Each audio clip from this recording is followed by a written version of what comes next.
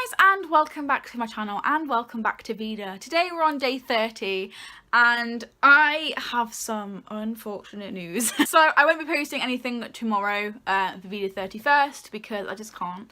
I just don't have any, like, I don't know, no motivation. I just kind of want a break. So I am ending Veda a day early, but I've still done this for like 30 days and they've all been original mostly, I think. Except for this video, apparently. This Veda has literally burnt me dry of all of my ideas and stuff just for videos, for motivation. I just feel like I need to end it early and have a long break. Today I'm going to be doing something that is less original than the rest of what Veda was, and that is the assumptions tag. So I saw Eve Bennett and Luke Cutforth do this. I will link both of their videos down below so you can see where I got my inspiration from. And basically what they did is they asked their Instagram followers with the new questions like thing app mode that you can do, like it's a little sticker and you can say ask me questions, but instead what they did is they said send me assumptions that you have of me and I'll disprove them or prove them in a video. And I thought it was a cracking idea. So you know what, I'm stealing it. So the first assumption that I come across is you hate making videos. No, not really, but for some reason this Veda has really drained me, as I've just said. It has drained me of all of my ideas, it's drained me of most of my motivation for YouTube. I think I just need to refill and come back. I just hate the fact that I put effort into something that doesn't exactly give me 100% of my effort back. But to be honest, that's okay. I've come to terms with it, and no, I don't hate making videos. That's basically my point. You're a really confident vlogger outside. No. I've almost been weekly/daily vlogging for a year and I still haven't really hacked the fact of public vlogging yet. I can film montage footage without feeling a little bit distressed, but literally like holding up the camera being like, hey guys, what's up, in like public is just still a little bit unknown territory for me. The next assumption that I have is you love books over films, and it has like the little crocodile sign you used to learn about in school. I still don't know what that means. All I know from Stan Twitter is that it means over something else. This one is also wrong because I love films and books equally. I love books like I love films, and I love films like I love books. It's kind of just whatever I put my teeth into first. It's not necessarily that I prefer books or that I prefer movies, because I love both of them. They make me immensely happy, but sometimes in different ways. This one's actually quite funny. It made me giggle. You're a B-Tech Jenna Marbles. I'm gonna say this is true. I do get most of my humour from Jenna and Julian, but I wouldn't say that I'm a B-Tech version of her or like a copy. I just have the same sense of humour as her, which is why I still watch her and Julian in the podcast and Twitch streams and stuff. I love them both dearly. Definitely would say that I got my sense of humour and my style of the videos from Jenna. So thanks, Jenna. You're one to thank, Jenna. Just thought I'd say Jenna again. Jenna. When I read this, I was like, how the fuck did you know that? You want a tattoo sleeve. And this one is true.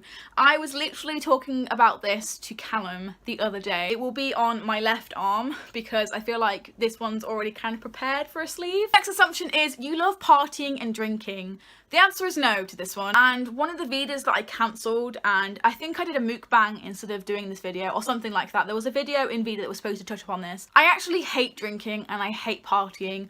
I know it's an ironic thing because I A, grew up in Devon, and B, I do work in a bar. I started drinking at about 15 and partying when I was about 15, 16, which is an incredibly young age to start indulging in this culture that people might have indulged in it at university age. I hate the way that alcohol makes me feel.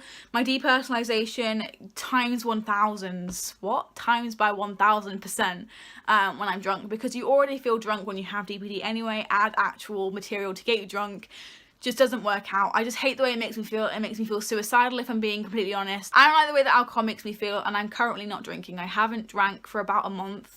Apart from on results day, I had like a sip of Smirnoff Ice and I instantly felt it and thought, nope. The next assumption is you're a social justice warrior. Yes, you're right, I am. And coincidentally, I'm wearing this t-shirt, which is really fitting. The next assumption is clearly from Aloys, thank you so much. You can't live without a pop socket on your phone. Well, I'm living without one now and I've dropped it loads because I don't have a pop socket, so I'd say this one's quite true. You're extremely motivated. This one's false. There are always times in the people that you feel like are motivated or extroverted or really empowered, there are always times where they're gonna feel like they aren't enough. I get very demotivated very quickly. Like with YouTube, I was bawling for like days on end because this video didn't do very well. It's drained me of everything that I have. I don't know. So the answer to this one in short is no. I'm not as motivated as people may think, but I can bounce back from being demotivated quite quickly. The next assumption is that I'm straight. No, hunty, no. I'm very much still queer. This is actually a really cool time to touch upon this because I was going to do a whole video on this. Maybe I still will. But because I identify as gender fluid, I have they/them pronouns, I don't really feel like the term bisexual fits me anymore, because there aren't just two people I'm attracted to anymore. I'm attracted to loads of people.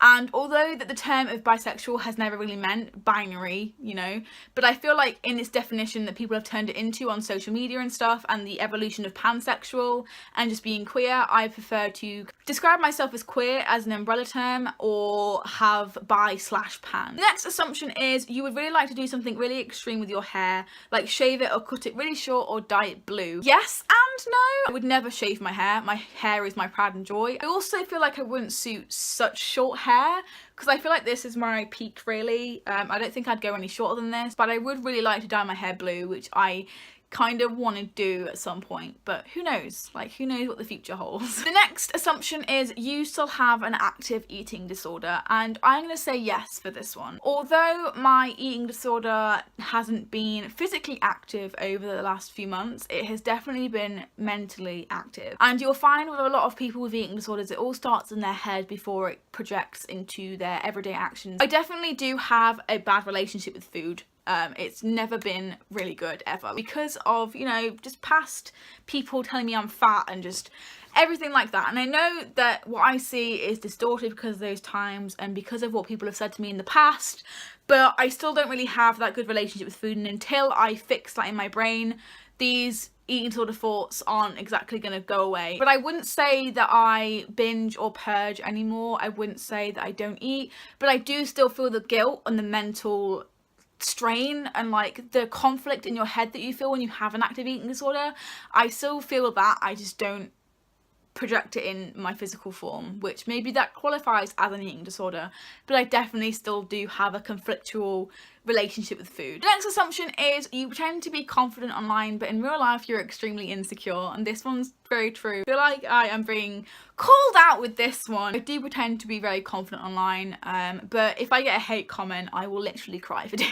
That probably isn't a good thing to say online, because the more that you like let the trolls in, the more that they're gonna shit on your parade. But I'm gonna be honest, yeah, this is 100% true. The next assumption is you have depersonalization disorder, and yes, I do. This one is true because I talk about it every single second. Depersonalization disorder, if you didn't know, is feeling detached from within yourself, and disassociation disorder is the world around you. I think that's the right way around. I get confused all the time because I experience both of them, so they kind of blend into one thing. I just call it DPD for an umbrella term. This next assumption is very true. You use your Twitter as a diary. Yep.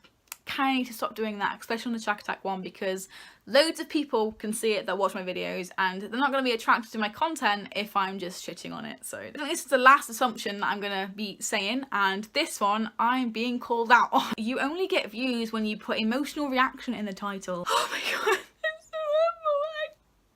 Now I can put emotional reaction in the title and get views. I'd say this one's true, because that is true. It's just really true. My two most viewed videos over the last, I would say like 2 months, both had emotional reaction in the title. So you know what, I'm gonna take this. So there is my version of the assumptions tag. It was really fun to do, although it took me a while to get all of these assumptions.